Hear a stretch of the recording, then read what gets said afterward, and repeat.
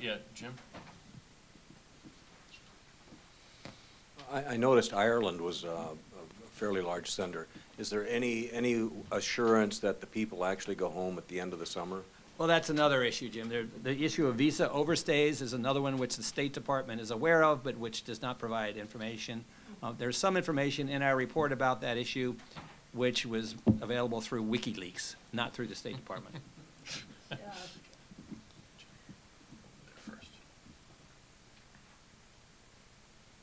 Thank you very much. What I learned this morning has made me ashamed to be an American. I consider the summer work travel program borderline treason for what it's doing to people like Joshua. My name is Ross Ellis. I'm with Occupy Baltimore. I live in Baltimore City. My question concerns the tax exemptions the summer work travel participants and their employers enjoy. According to an organization that assists employers to hire these imported workers, I've learned that there are considerable savings in doing so. In fact, one website provides a tax calculator so prospective employers can see how much money they save by not hiring Americans.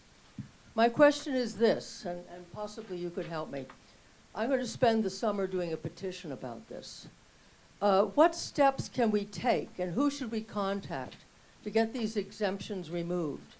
I've already addressed these tax exemptions with my state Maryland controller. They also do not pay Maryland state tax.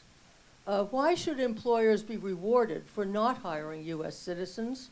And also, the summer work travel program imports don't just take one summer job, they frequently take two. What would be the appropriate steps we could take to end these exemptions so that Americans can enjoy a level employment playing field? Thank you. Who wants to take that one? Well, Okay. I can offer a few thoughts. I think it's a very interesting question, but the Committee of Jurisdiction is the Foreign Relations Committee, Senator Kerry, and the problem that I see is that while the advocates for SWT are very well organized and have their own lobby and have employers who can pick up the phone and call their representative, and while their lobby has the top lobby, who's a responsible organization, have acknowledged that their job is to seek permissive regulation. These folks have a much easier time because of their organization and influence in presenting their views to Congress.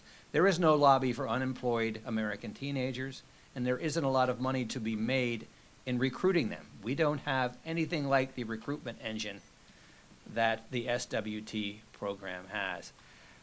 If this is to happen, what you're talking about in terms of tax, I don't know whether that would begin with Ways and Means because it's a tax issue. I don't know whether it would begin with SWT because it's a foreign relations issue. These jurisdictional issues among committees are always very complicated.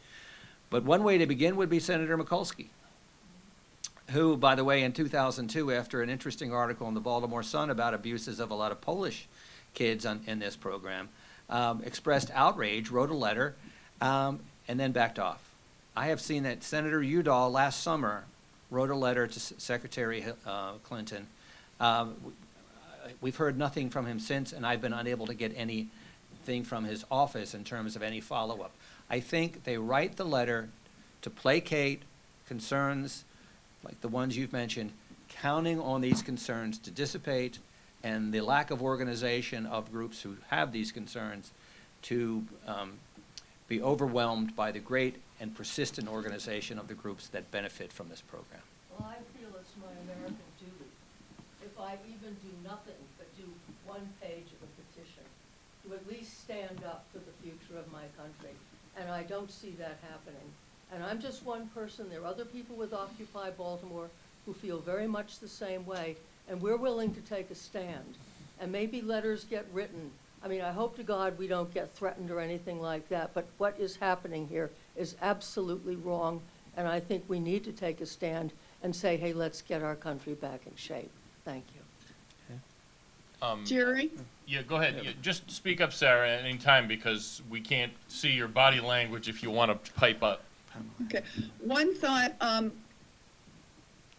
they say that all politics is local. Write your local representatives, your congressmen and your senators. One voice in the wilderness is not going to be heard, but a whole lot of voices, a whole lot of parents might be. I think that if we can organize a campaign to write letters, what Jerry has done has helped raise the profile of this issue from complete obscurity to people are paying attention. If we can get the word out that this is happening and explain to parents, the parents will know how to speak up. And frankly, they also say money talks. When you find out a business is hiring foreigners instead of our kids, go to the other business, the one that's supporting our community. Let the businesses know by your actions, by your purchases, that you support the companies, the businesses that support our kids and our communities. Well said, yeah.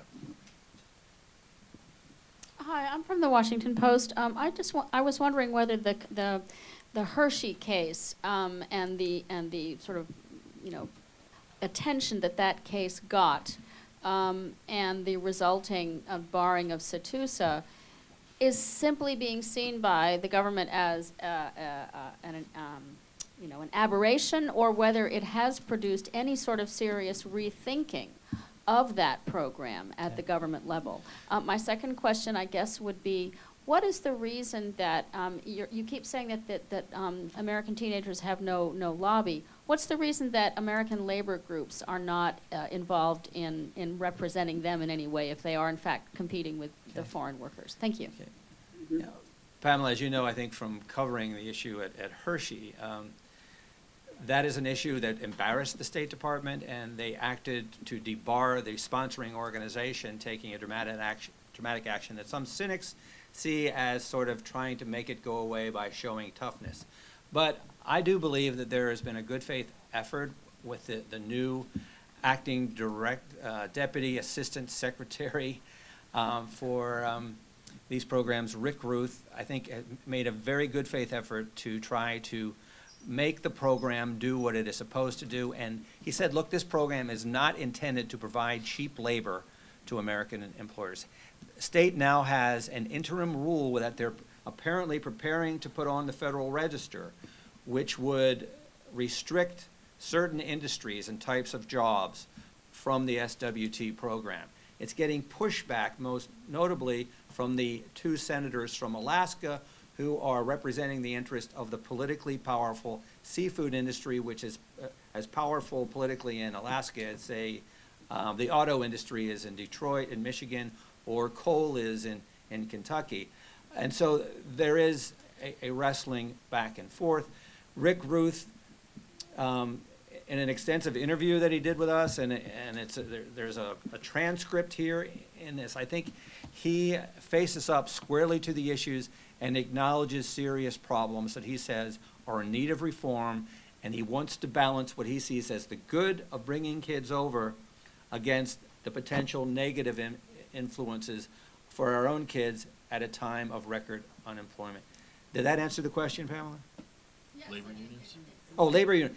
Labor unions, the SEIU was supportive of the group that mobilized the kids in Hershey. The, what was it called? The Guest Worker Alliance, a fellow out of New Orleans named Saket Soni led the kids, and they got labor union support. But since that time, we haven't seen anything sustained from them either. I can't help but wonder if, to some degree, they don't want to do something which could embarrass the administration in an election year, because we have everyone in the administration saying, look, it's jobs, jobs, jobs, and we have the president of the State of the Union address saying, let's not subsidize taking jobs overseas. Meanwhile, we're subsidizing bringing foreign kids to the U.S. I think politically it's potentially embarrassing, and that's pure speculation on my part, Pamela, but it is interesting to see how the labor unions, after that one dramatic action at Hershey, seem to have taken a very quiet step back. Yes. Yes, hi, my name is Anush, and I just want to say that I'm a foreign student work and travel participant, and I feel like on this discussion, foreign students being misrepresented, because actually we've been scammed, just like the website, the Russian website showed. It's a scam. It is scam. Actually, we come here, there's no job, employers don't pay us. I don't know if American kids can work for free so many hours. And they actually treat us very badly. Just hear that we are from Russia, that's make them even free to abuse students that work there. And I think many American parents should be happy that their kids escape that what we go through. That's all I want to say. Yeah. If I could just add to that, I think part of the reason that young people experience this is that they are vulnerable. They're from another country, and there are some employers who have taken advantage of them. I've heard of young women from Eastern Europe being sexually propositioned by employers who put them in very difficult positions. I know that the DHS, Department of Homeland Security, is concerned about the trafficking of some young Eastern European women, and we know that AP did a good story in December of 2010 about kids being brought over here to work in strip clubs, and that some agencies in Europe bragged about working with designated American sponsors, designated by the State Department, to get visas so that they could work in gentlemen's clubs in the United States. That is one of the concerns, is that the SWT has been infiltrated by some criminal elements, including the indictment of some former SWT workers who were in league with computer hackers in the Ukraine who were penetrating bank accounts in the U.S. and using the kids to go actually get the money from the bank and be money mules taking it home. Now, I want to emphasize, not in large numbers, but DHS, Department of Homeland Security, and the FBI are increasingly concerned about the vulnerability of the program. One point I wanted to add here, and this relates to part of Pamela's question. There's two kinds of critiques or problems. One is bad actors.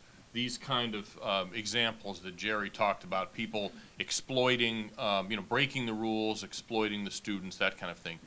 The other issue is systemic problems. In other words, even if everybody were purer than Caesar's wife in their management of the program, would there still be problems? And those are two completely different things. In any immigration program, whether it's SWT or H-1B or anything else, you always have employers, especially the larger ones and the advocacy groups, saying, well, of course there's bad actors and we want to work together and making sure the program is run more cleanly and tightly. What they object to is systemic changes, like, for instance, the tax exemptions, the tax preferences that they have. And that, it would seem to me, is a much bigger part of the problem, because as Jerry says, most of the students aren't going to be trafficked to strip clubs. They're going to be more or less doing what they thought they were doing, and they're going to be paid basically what they were promised to be paid. The question is, are the rules themselves appropriate or not? For the studies used in this video and others, please visit www.cis.org.